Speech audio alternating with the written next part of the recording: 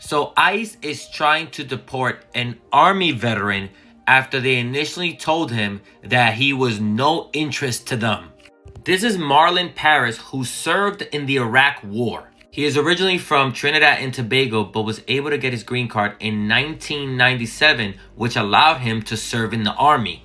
Now, during his service, like a lot of other veterans, Paris developed PTSD. Now, during this tumultuous time in his life in 2011, he pleaded guilty and spent 5 years in prison for a non-violent felony drug charge.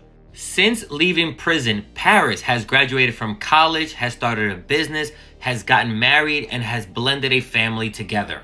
And by all accounts, he has turned his life completely around, not even getting a speeding ticket since the time he has been released. Now, after being released, he was sent a letter by ICE saying that he could remain in the country even with his conviction.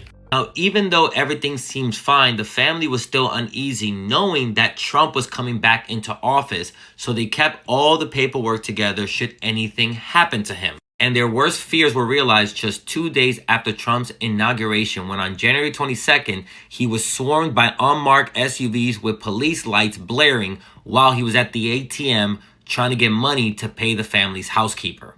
And all ICE told the family was that Marlon was on a list. He is now being detained at the Flores Correctional Center, with his next hearing date being March 24th, where it will be decided whether the case will be dismissed or if Marlon Paris is eligible for deportation. Here is someone who risked their life for a country that is not theirs.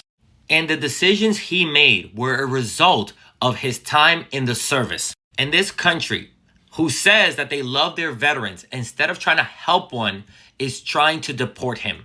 And here's the thing about the United States. It will push you to make decisions you wouldn't normally make. But when you're able to actually work past all the trauma that this country has inflicted you, and you actually come out on the other side like Marlon did, the United States will never let you forget the tools that no longer serve you. And unfortunately, Marlon's story is not unique. In the US, there are 94,000 veterans, at least that we know of, that have been deported. This country wants them to serve and give their life for this country. But as soon as they do anything wrong, it's ready to deport them. I really hope Marlon wins this case and is able to remain in this country. That is the least this country owes him. And remember, to keep up with news stories like these, sign up for my newsletter, check out my podcast or one of my other social media sites, link in bio.